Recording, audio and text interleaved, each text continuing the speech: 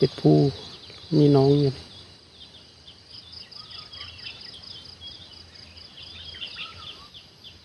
เสียงนกในยามเช้านกห้องแซวแซวทุกคน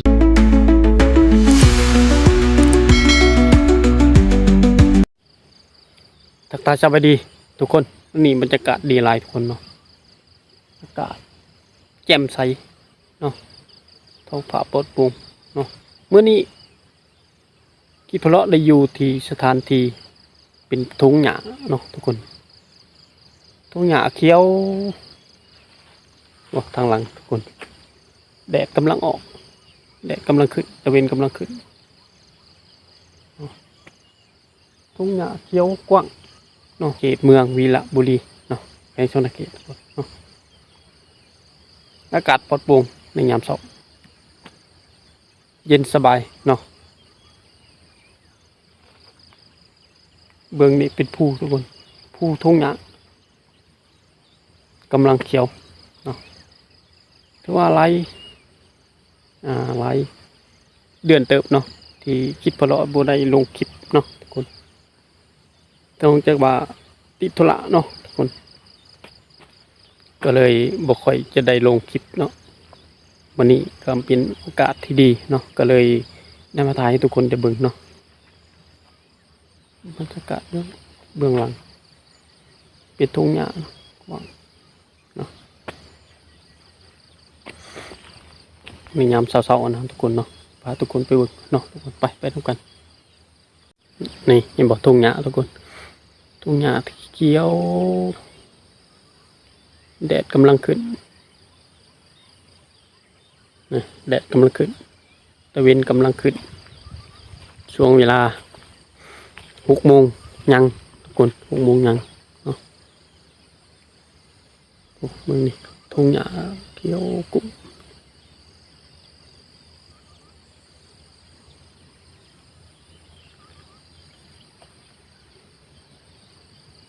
เป็นภูเมืองนี่ภูเข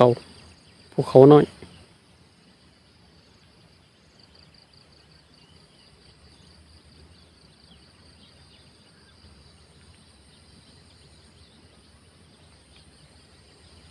ไปจะพาทุกคน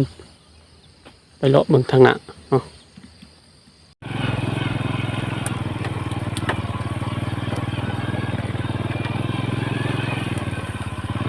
อาญา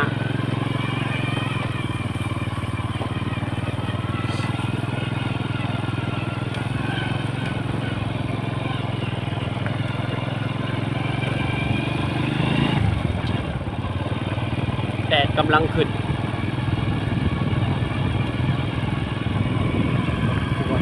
กว้าง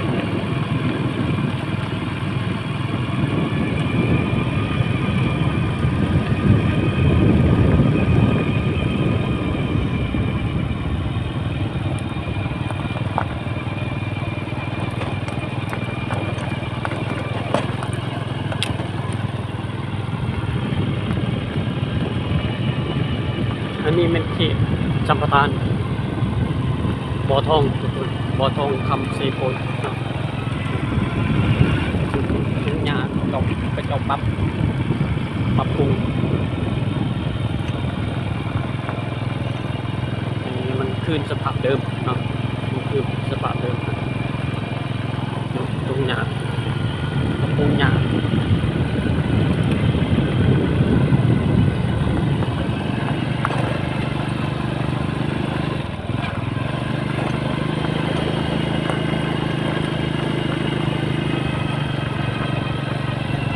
กำลังขึ้นคน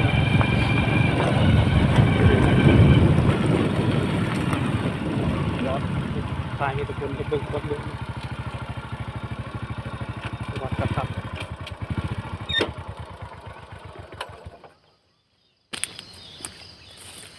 โอ้มีหนองด้วยทุกคนเป็นหนองนะเป็นผู้มีน้องอยู่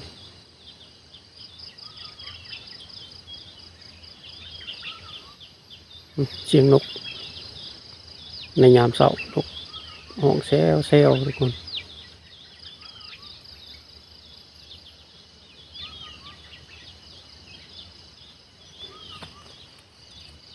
อันนี้จะเป็นหญ้าที่เขาปลูกแน่นเขียวทุ่มเลย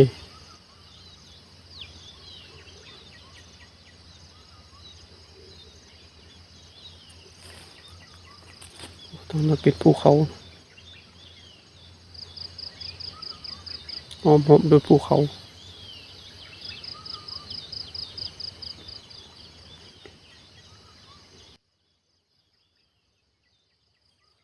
ไปต่อ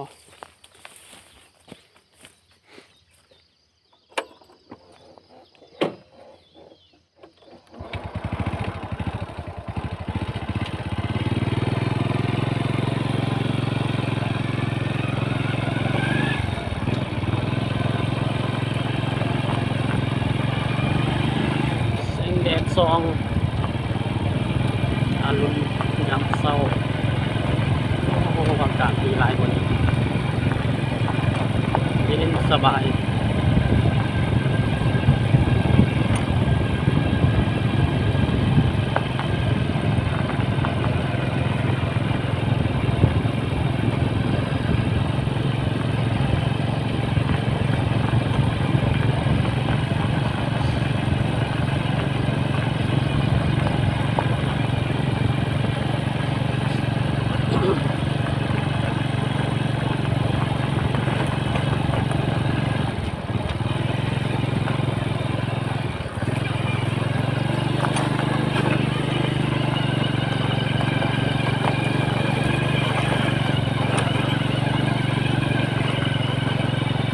เนิน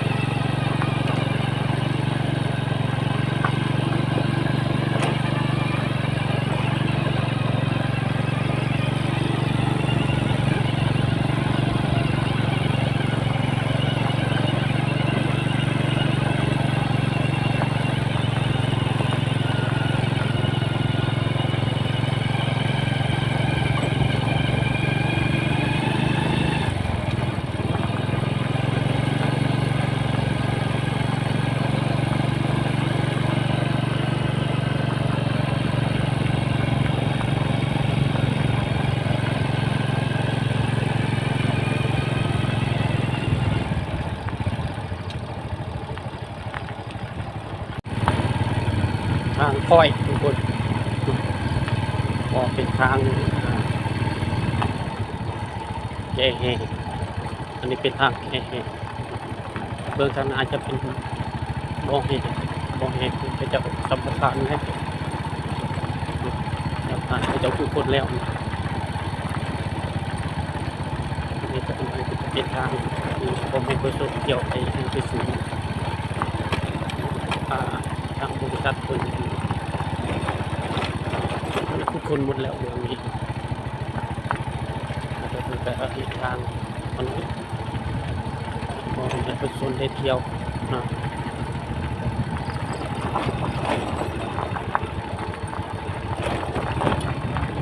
กำลังออกมือ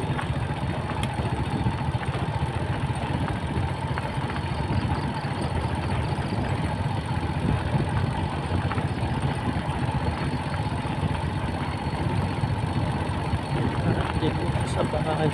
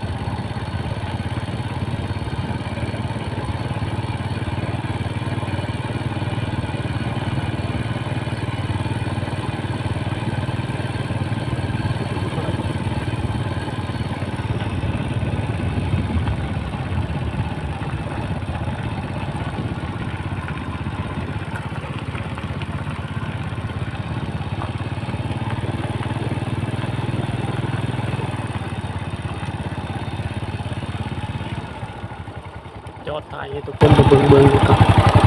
มันจะเป็นสวนเขาเลยทุกคนนี่เบื้องนี้จะเป็นสวนครับเป็นสวนครับเบื้องนี้มันจะเป็นสวนนะเป็นสวนมันต้นแล้วมีหนองเนาะ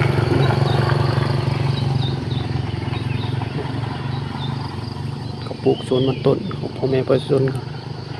ถ้าเป็นหนองใหญ่เป็นหนองเป็นใหญ่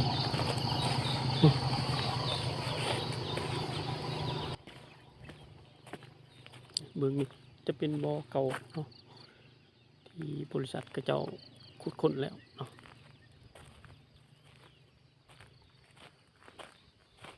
นี่จะเป็นทางเข้าเมืองทางเข้าเมืองเลยทางนี้ต่อ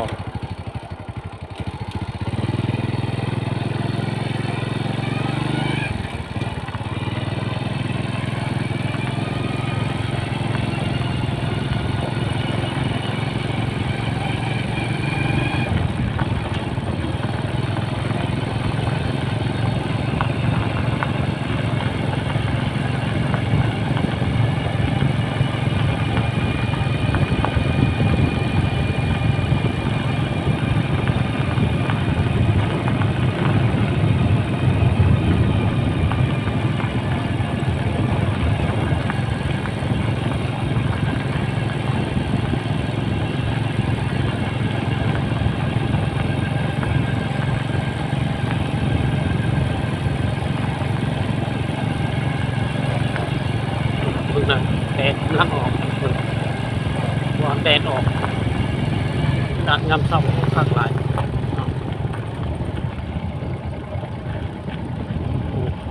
วิวดีเด็ดมัน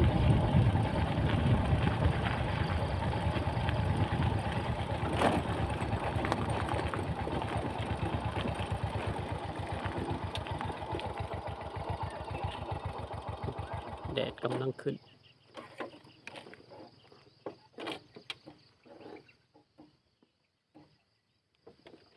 ยามแดดส่อง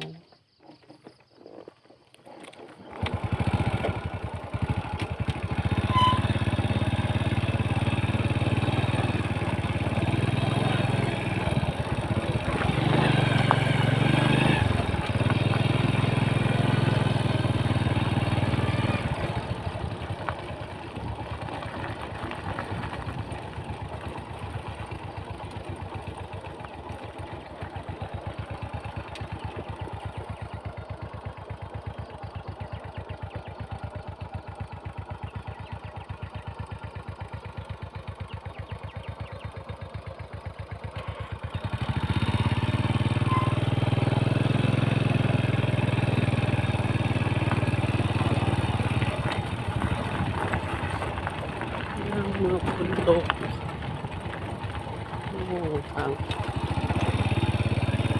ทางยากเลยทุกคนมึง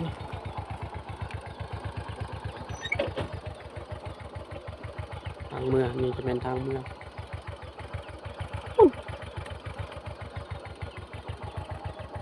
ขอจบคลิปเพียงเท่านี้ก่อนทุกคน